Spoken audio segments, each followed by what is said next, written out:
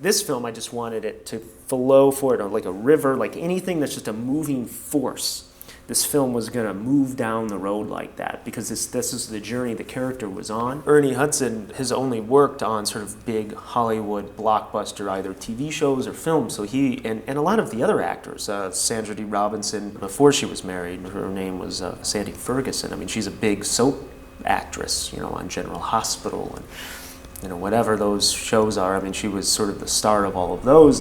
She was looking for an opportunity to take her career in a different direction. And so Phil and her knew each other. She brought a very intense, dramatic feel to her role. And she has a real presence to her on screen. Her and Ernie there was a lot of tension with the character between Marcus Wells and Emily, his wife. They worked really well off of each other. I mean, they pulled their performances out of one another. Emily, I swear there is not one single photograph of our family on that table. Not one of you. Just tell me why. I don't understand it. Tell me. You may not give a shit, but when it comes... Ridiculous. It's not a dog brush. We don't even have a dog. There was just a real intensity to it. I have to make money. I make money so you can live like this.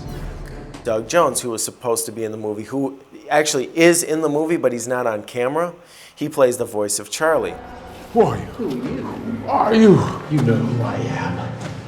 Just ask Sarah. Who are you? He was supposed to be on camera, but he was called away for a little film done by Guillermo del Toro called Pan's Labyrinth, which he played Pan.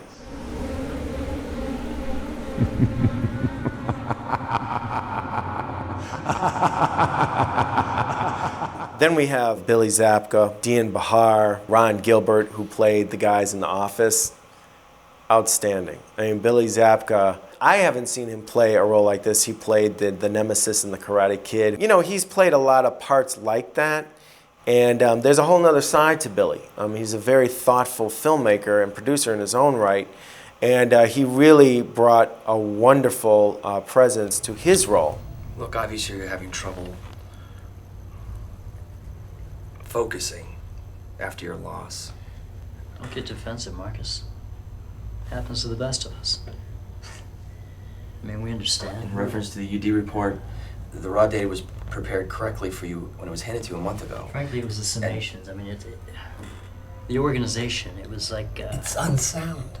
It was a very cold feel of all the guys in the office. They didn't show a whole lot of emotion and compassion, and they just kind of let Ernie know what they needed to know. Billy really did a great job with that, and so did Dean Bahar with his reactions, because Dean Bahar is mostly known for his comedic acting. He was in Basketball, and he hasn't played a role like this, and he did an outstanding job. And Ron Gilbert was motionless for most of the scene, but when he moved, it was in such a calculating and deliberate way, you know, like a person in this role would do. We need you to take some time off.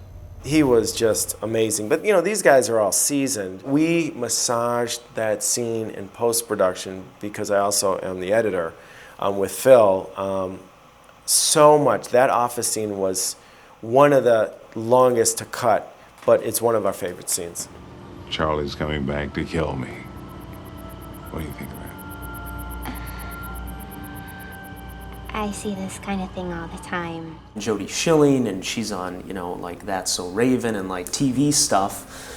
You know, all of these actors were sort of like, you know, just not sure like what we were doing. And typical coverage, like wide, mediums, close-ups, that to me doesn't feel like a train moving forward. It feels like we're stopped. I mean, there's nothing wrong with shooting a film this way. It just wasn't the film we were going to shoot. So there was no coverage.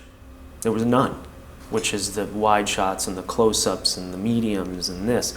So on set, the actors were very suspicious of like being a part of this film. I think once they were in it, no one knew. Now the crew was into it just because it was different and then it was fun for them. But when you're an actor, you're concerned about like how you're gonna look, and everyone was doing this movie either for no money or little money because they believed in it, so everyone sort of was investing their time, and I think people were concerned, you know, rightfully so. Ben, our AD, who was very good, the first night he came up to me and he said, hey Phil, you know, Ernie's really concerned. You know you're not shooting any coverage. And I said, yeah, I know I'm not shooting any coverage. And he's like, yeah, you sure you don't want to shoot some? Maybe let's just get a few close-ups. Let's get a few. And I said, no, I don't want to get any. And I went up and I addressed Ernie. He didn't want to talk about it. He's like, oh, no, I'm sure you know what you're doing.